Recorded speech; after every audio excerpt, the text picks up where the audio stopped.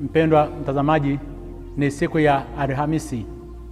Karibu katika tafakari ya neno la Mwenyezi Mungu ambalo tunalipata katika Injili ya Mathayo sura ya 7 aya ya 7 hadi ya 12.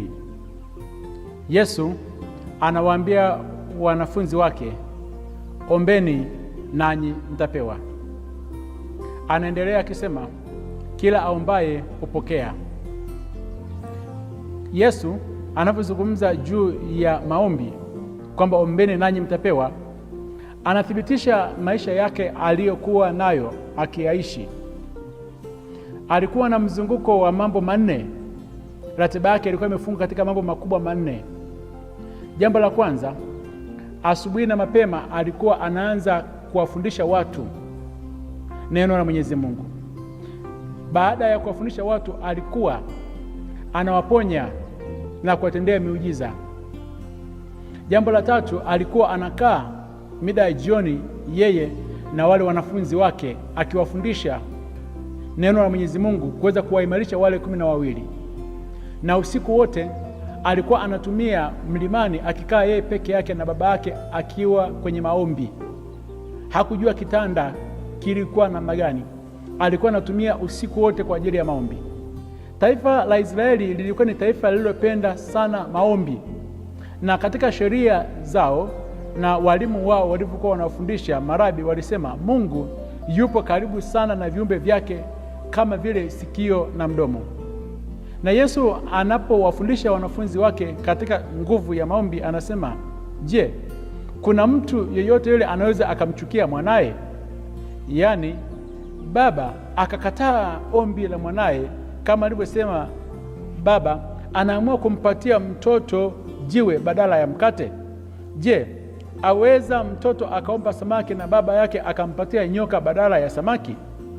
Anasema ikiwa sisi watu ambao ni waovu tunajua kuwapatia watoto wetu vipawa, je, si zaidi sana baba yetu wa mbinguni ataweza kutupatia mema kwa wale wote ambao wanamwomba? Maombi ni kitendo cha mtu ambaye yupo katika uhitaji wa jambo lake binafsi, akatambua kwamba sina msaada mwingine hapa duniani, msaada wangu upo mbele za Mwenyezi Mungu.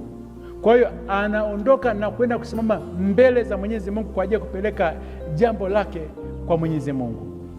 Maombi yanaweza yakawa ni ya huruma. Unaomba huruma Mwenyezi Mungu ukielekeza hisia zako kwa Mwenyezi Mungu, kama vile alivyofanya huyu ambaye tunamfahamu kwa jina la Esther, ambaye alikuwa ni mwombaji katika kile kitabu cha Esther sura ya 4 aya 17. Alienda mbele za Mwenyezi Mungu akamlilia Bwana, akawa ameshikwa na uchungu mkubwa, uchungu wa mauti.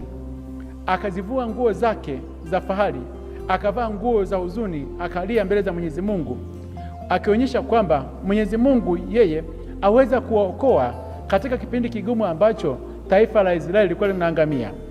Alikuja na maneno haya akionyesha kwamba hana msaada mwingine, akisema, Bwana, wewe peke yako mfalme wetu, unisaidie mimi niliye mkiwa, wala sina msaidizi mwingine ila wewe, maana hatari yangu imo mikononi mwangu. Kitendo hiki cha kusema sina msaada mwingine ila wewe, maana yake ni kutambua ukuu wa Mwenyezi Mungu na kwamba yeye aweza kufanya mambo ambayo ni makubwa zaidi.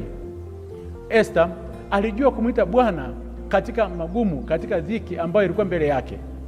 Katika safari ya maisha ya Yesu alijua nguvu ya maombi. Yeye kama anavyozungumza Waebrania sura ya 5 aya 7 kwamba yeye siku hizo za mwili wake alimtolea yule awezaye kumwokoa na kumtoa katika mauti, maombi na dua pamoja na kulia sana na machozi, akasikilizwa kwa jinsi alivyokuwa mcha Mungu. Ingawa alikuwa ni mcha Mungu, alikuwa ni mtoto wa Mwenyezi Mungu, hakuacha kuomba, hakuacha kusimama mbele za baba yake. Alijua nguvu ya maombi, na katika hilo sasa anakuja kuwafundisha wanafunzi wake kwamba nikiondoka hapa duniani, simameni mbele za Baba, ombeni. Ili kitendo cha ombeni manake ni mwendelezo, usije kaomba mara moja. Hakusema omba, alisema ombeni, manake ni mwendelezo. Na anazungumza hivyo Yesu akiwa ana uhakika kwamba Biblia imejaa mifano ya watu muhimu ambao walijua kuomba. Mfano, Musa alifanya maombi kwa ajili ya taifa zima la Israeli walipokuwa wametenda dhambi ya kumwabudu sanamu. Musa alisimama mbele za Mwenyezi Mungu, Mungu akageuka katika hasira yake na akasikilizwa katika maombi yale. Tunayapata katika kitabu cha Kutoka sura ya 32 ile aya ya 11 hadi ya 14. Kuna watu waliopita katika utasa mkubwa. Ana alifanya maombi ya dhati kwa Mwenyezi Mungu ili apate mtoto, kwani alikuwa tasa. Maombi yake yakasikilizwa na akajifungua mtoto, akamwita Samueli. Tunapata katika kitabu cha Samueli sura ya 1 aya ya 9 hadi ya 20. Tunakutana pia na watu mbalimbali. Elia alifanya maombi kwa ajili ya mvua ili iweze kushuka, na kwa kipindi kirefu mvua haikuwa imeshuka kwa sababu alikuwa ameifunga, na Mwenyezi Mungu akajibu hayo maombi. Katika Agano Jipya tunakutana na Paulo na Sila ambao walikuwa wako kwenye kifungo kikubwa sana cha gereza. Wao walimsihi Mwenyezi Mungu kwa maombi na vifungo vyao vikafunguka. Tutakutana pia na Petro ambaye alifanya maombi kwa ajili ya Dorcas au Tabita aliyekuwa amekufa. Alimwomba Mwenyezi Mungu na Tabita akafufuka.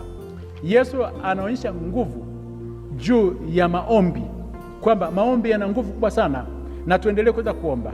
Na mwishoni anakazia hili jambo, anasema yale yote ambayo katika maisha yetu tunataka watu waweze kututendea, vivyo hivyo na sisi tuweze kuwatendea watu wengine. Yaani, ukitaka watu wakutendee wema, tenda mema. Ukitaka watu waweze kuwa na huruma na wewe, uwe na huruma. Usitegemee kwamba katika maombi yako umewafanyia watu mabaya alafu baadaye unataka Mwenyezi Mungu akutendee mema. Hakika huwezi kupata hayo. Simama katika maombi, maombi yana nguvu. Simama mbele za Bwana Mwenyezi Mungu katika kila hitaji ambalo uko nalo, uombe. Yeye ni mwaminifu. Aliwajibu hao ndugu katika Biblia, atajibu pia maombi yako. Akubariki na kulinda Mungu Mwenyezi, Baba na Mwana na Roho Mtakatifu. Amina.